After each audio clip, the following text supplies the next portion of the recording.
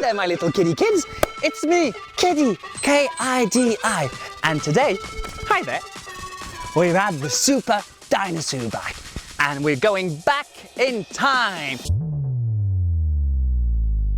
Let me introduce you to our ancestors. Because before we became what we are today, humans had to evolve, both physically by standing up straight up, and intellectually by discovering and inventing, wait, no, I discovered that, even more things. So I hope you're ready. Let's go. Hey, what are you doing over there? What's that? Oh, well, that must be the first eye rock.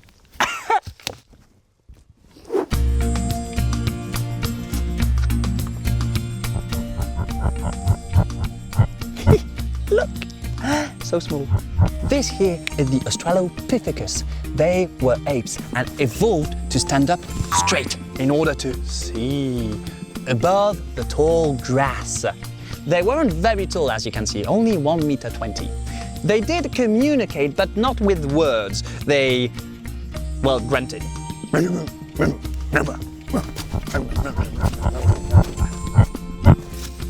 Then, Australopithecus evolved into Homo habilis. He was the first real man who used tools made out of sticks and stones. Ooh, fancy. This here is Homo erectus. He stood tall and strong. He was a very, very good hunter and even mastered fire. Isn't that awesome? Oh, wait. This here is a Neanderthal man or a Cro-Magnon man. Both are different, very different. They are cousin of modern man. Cro-Magnon man was a very good hunter, well, at least he had very good hunting tools, but most importantly, he wore clothes in order to keep warm in the winter.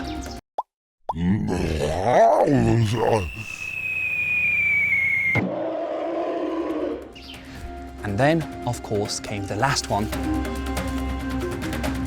Homo sapiens! Hi there, how are you?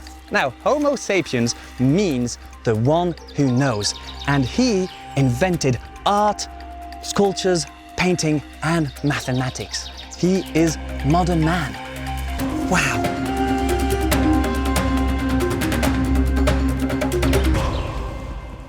Now, in those days, humans didn't know how to build houses, so they had to find shelter in caves.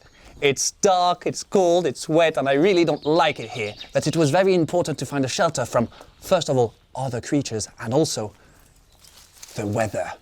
Now, just like you, cavemen didn't like the dark because it's very scary. After all, you never know what's lurking in the shadows.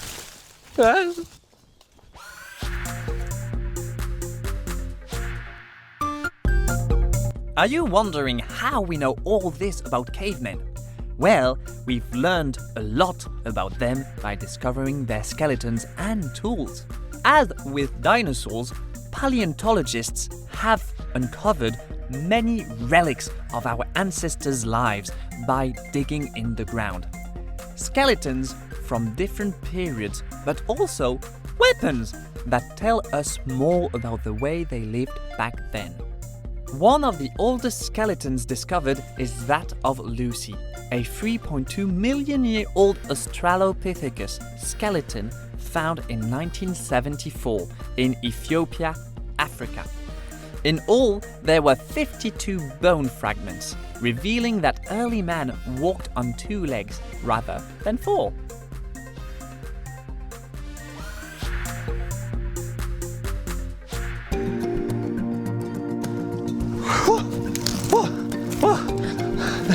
Well, all these discoveries are making me, well, hungry. I mean, no, I don't see any pizza places or bakeries around. I wonder what they ate back then. Well, they did a lot of foraging, which provided some of the food, but most of it came from hunting.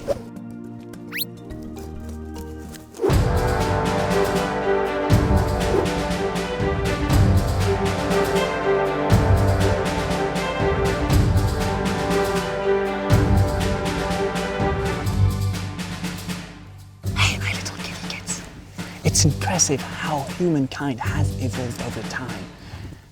They hunted a lot for clothes and meat. And one of their favorite prey was the mammoth. Come on, let's go see him.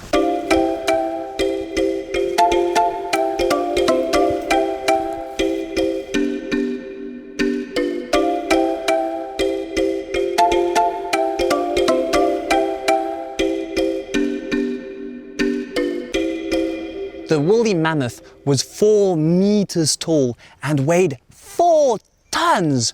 Wow! It's a distant relative to today's elephant. Just like the elephant, it has a trunk. And it also has 5 meters long tusks. Hey there! Now, unlike the elephant, it had a thick woolen coat and 2 centimeter thick skin and a 10 centimeter thick layer of fat. Wow! He was hunted for its wool, for his tusks, and also, of course, his meat.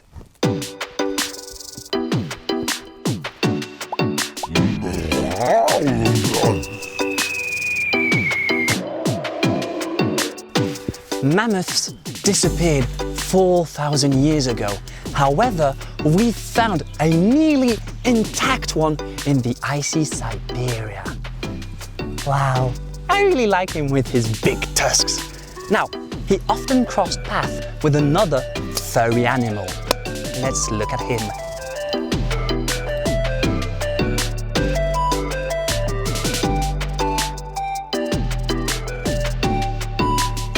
Now, this here is the woolly rhinoceros. It was 3.5 meters long and weighed 2.5 tons. That's about 2 cars. It was also nicknamed the Siberian unicorn because it has 2 big, horns. Ow, I stung myself. Now, this guy could withstand freezing temperature thanks to its wool coat. He was also hunted by 2 formidable predators, the Neanderthal man and Cro-Magnon man. But come with me, there's another animal that you might have heard of.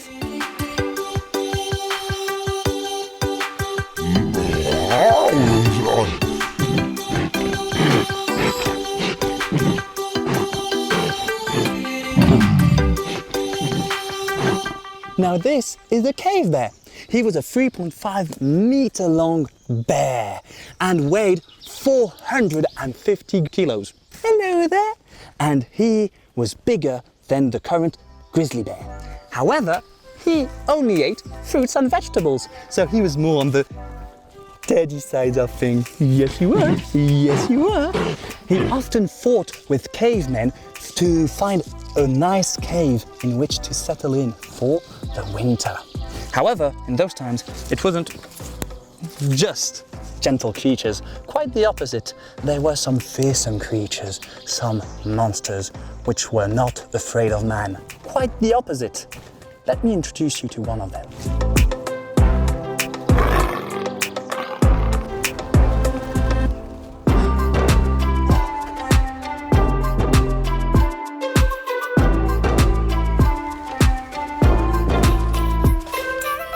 Now, this is the Smilodon. The Smilodon was a fearsome feline which measured up to 2.5 meters long and weighed 300 kilos. It was also nicknamed the saber-toothed tiger because he had 2 immense saber teeth instead of its canine teeth. And its prey had little chance of making it out alive. Nice cat, nice, everything's kind of this. You know what, let's go see how Prehistoric Man is doing. Yeah, that would be nice. Yeah. Prehistoric Man? I'm Kidi, na na na na na na. Oh, I'm Kidi, na na na na na na na na na na na na na. Hey, could you stop banging? I'm trying to just do some stuff here. Stop it.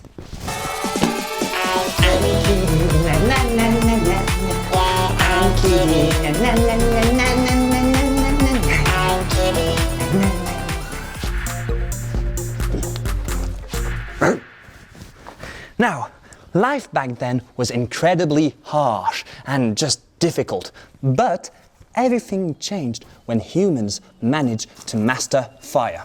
At first, they needed to recover it out of natural events, like a forest fire. But eventually, they learned how to make their own. And I'll show you how. Come on. Hi, Alina. Hi, Kitty. So, Alina here is going to show us how they used to make fire. Because at first, what they did is they took 2 sticks, dry pieces of wood, and rubbed them together, and eventually it would make fire. But then they'd find out that by striking flint against a rock, it would make sparks which would ignite some hay. Isn't that awesome?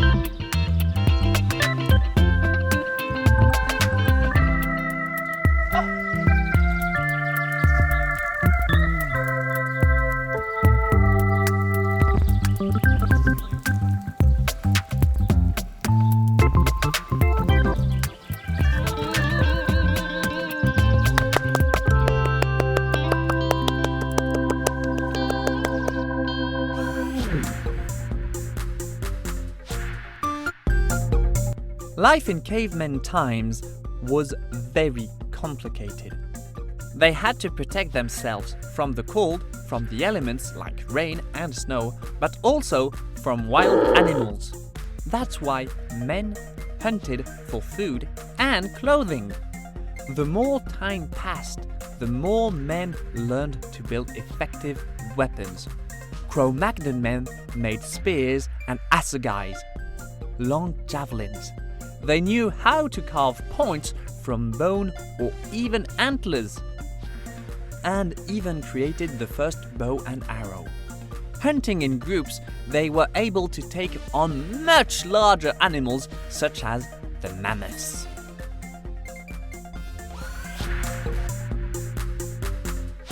It's a lovely color you got there, but I'm really not sure what it's supposed to be. I don't understand. And are you sure about the perspective on that one? It looks a bit off. Just like artists today, cavemen used to paint on the walls of their caves just to tell stories. It hasn't really changed. And they used their fingers, food stamps, vegetable stamps, and brushes made out of, well, leaves, and also moss, charcoal, and twigs. Isn't that cool? They also, for colors, used colored earth, soft stones like clay or ochre, and crushed up plants. Isn't that neat? All they needed left was a bit imagination. Look at that. Thank you for your time. It was lovely meeting you. Oh, Thank you for everything. I love what you did with your hair. It's really nice. Thank you for everything. Really, you were perfect. Oh, and of course, the best for last. Thank you. Okay. Ready, set, grow. Ready, set, now. I'm Kidi. Yeah, I'm Kidi. I'm Kidi. Oh, I'm Kidi. I'm Kidi. I'm Kidi.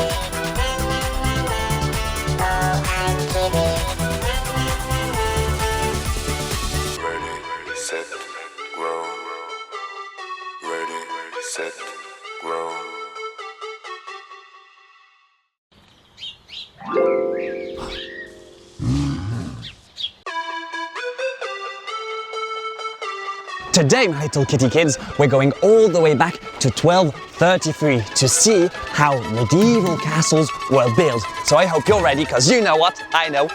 I am. Let's go! Wait! I can't go wearing this. No, this isn't appropriate. I need to change.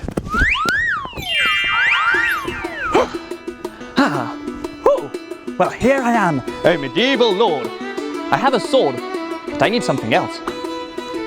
Squire, fetch me my shield. Oh, thank you.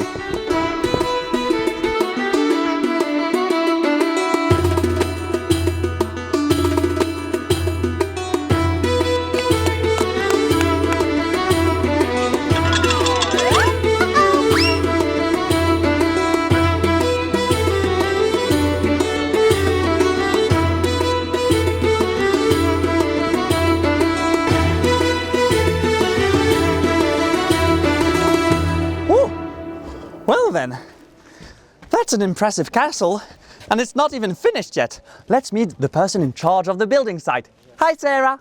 Hi, Kidi. K-I-D-I, Kidi? Yeah, that's right. That's me. So, tell me, well, to build a castle, you need walls, right? You do, and here we're building the gatehouse. Oh, okay. On each side of the entrance are these two towers. This is the gatehouse.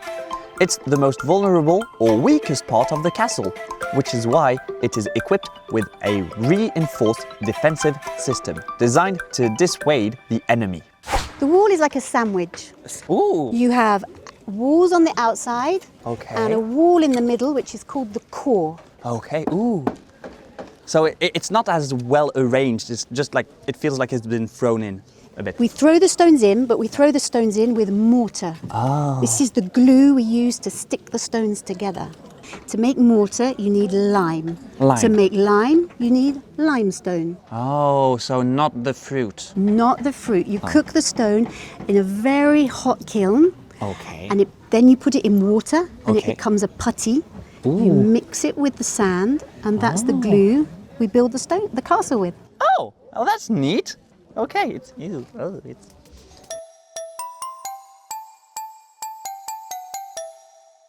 How long have you been building this castle? Well, I've been on this project since 7 years. So in 7 years, we've been mainly working on the gatehouse.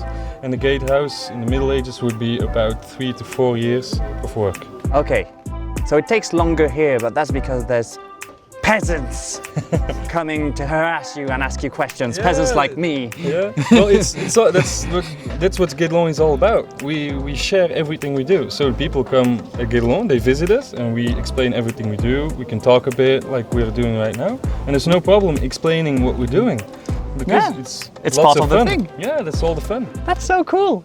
It's neat. I love it. What about if Kidi helped to bring some stones up onto the wall? Yeah, you want to help us? Oh, heck yes. Yeah, okay, let's do it. Let's do it. Yeah. So first of all, Yeah. let's see, which stone could we put into place? You have to start with the first stones, is basically on the bottom. Okay. And then you start generally with just to level it with the biggest stone. So this is a bonder, and then you're gonna look for the best stone that's gonna fit right next to it.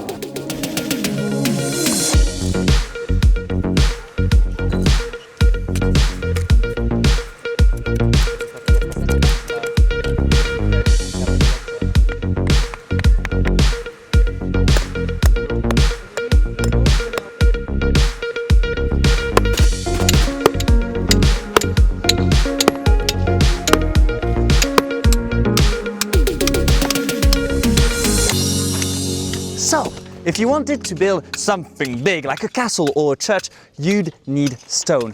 And for stone, you need a quarry. And when you have a quarry, you have quarrymen. Here we have Yaniv. Hi, Yaniv. Hi, Kidi. And you have Adrian. Hi, Adrian. Hi, Kidi. Now, those guys will just hit the stone to get pieces. And some of these stones will become dressed stones. Those are, finely tuned to be corner pieces. And then you'll have rubble stones. Those are put in the walls. But the thing is, stones are heavy. So if you want to move them around, well, chances you need this. A horse. Hello. Now, buses didn't exist back then, so you need special horses, a workhorse. It's bigger and also better trained than a ridden horse. And that's very important because behind the horse you'll have a cart. And in the cart you will put, well, in this case, stones. Ooh. It is currently empty. And some people, not me because I don't have muscles, let's be honest, some other people will go take the stones and bring them here.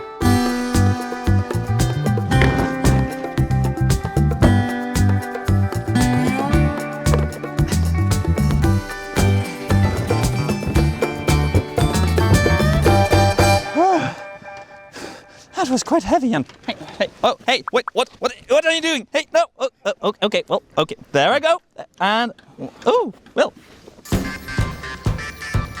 This isn't first class, but I can deal with it, I guess. Bye.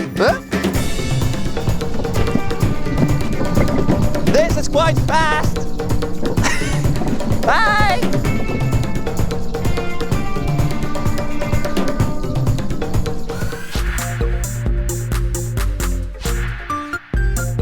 Many of the objects we use today were invented in the 13th century. Here is a top 5 of all these clever inventions that we still use today. Number 5. Mirrors. For a long time, people could only see their reflection in water, until someone came up with the idea of gluing tin behind sheets of glass. Number 4. Glasses.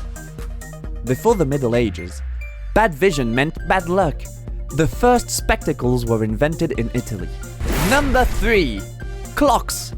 Until the Middle Ages, people could only rely on the sun to tell the time. Number 2. Banknotes. Banknotes were invented in Asia. Before then, people paid with coins, and their value depended on the metal they were made of. Number 1. The printing press. In Germany, a man named Gutenberg found a way to reproduce the same text on several pages, and this gave rise to books. So, now you know.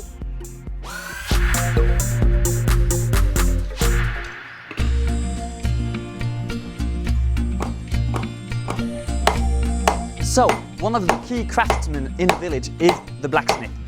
He will do everything from making and repairing other workmen's tools to even making nails and hinges and doorknobs and door handles for the castles and churches. But how does he do it? Well, I think I might have a friend who can tell us.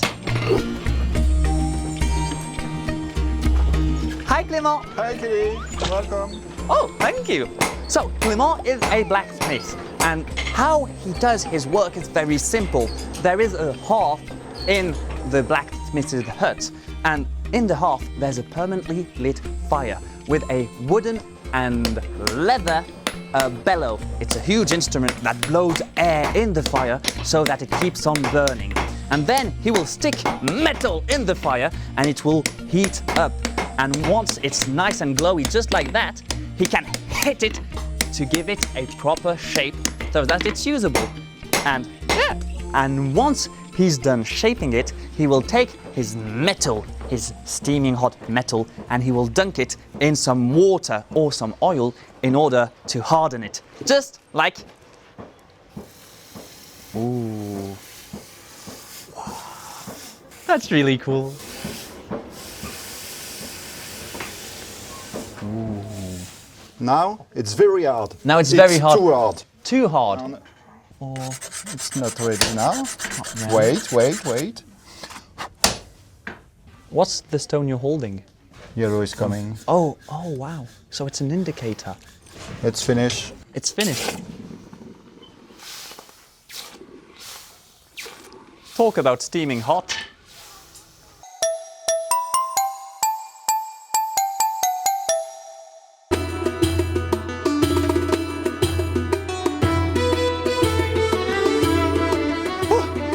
Wow.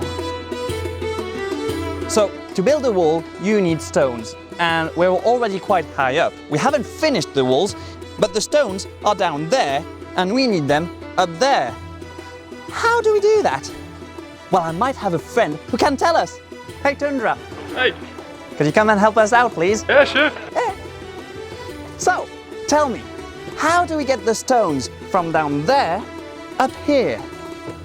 Well, it's quite easy. We have a magical tool in Middle Ages. It's called a squirrel cage. So squirrel cage is like a big wheel, and we're gonna walk in it. And while walking in it, it's gonna lift up all the heavy weights. Okay, so how many squirrels do you need for it to work? Well, basically, we don't need any squirrels. We're just gonna use all the stonemasons that work on site. And in this giant treadmill, we're gonna use 2 people walking in it.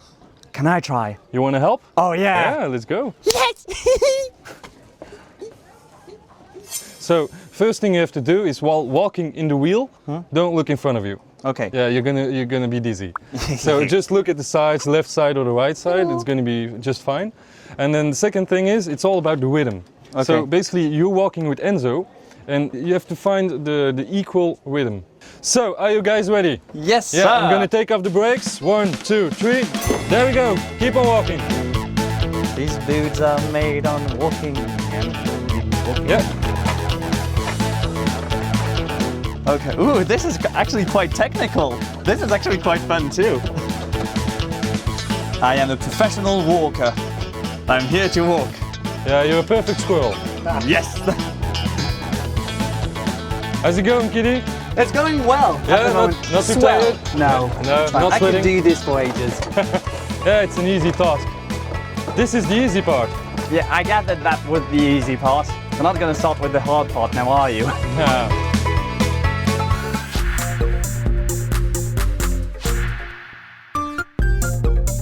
In the Middle Ages, people had only 2 meals a day, lunch and supper. And guess what their top 5 food was? Number 5. Meat. In those days, meat was a luxury, only available for nobles, knights and rich merchants. Number 4. Cheese. People used milk from cows, goats and ewes to make nice cheese. It was a regular on anyone's menu. Number 3. Fruits.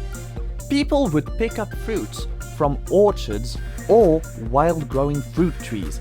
Amongst the favorites, apples, cherries and plums. Number 2. Vegetables. Most people had gardens in which they grew vegetables to feed their family. Rooted vegetables like carrots, beetroot, parsnips, onions, and greenies like salad, spinach, leeks, and watercress. And number 1, bread. Bread was the main food in people's diets. They would bake it with all sorts of flour: wheat, rye, oats. What about tomatoes and potatoes? Well, they appeared in Europe much later, after America was discovered, as it only grew there.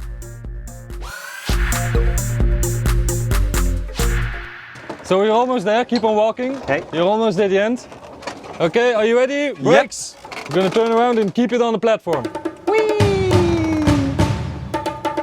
Okay. For something that's this big, you wouldn't expect it to move this easily. So we're gonna lift down the platform. Are you ready? Yeah. There we go. It's the same thing. You just keep on following the rhythm. Keep on going. Almost there. Just keep walking, just keep walking.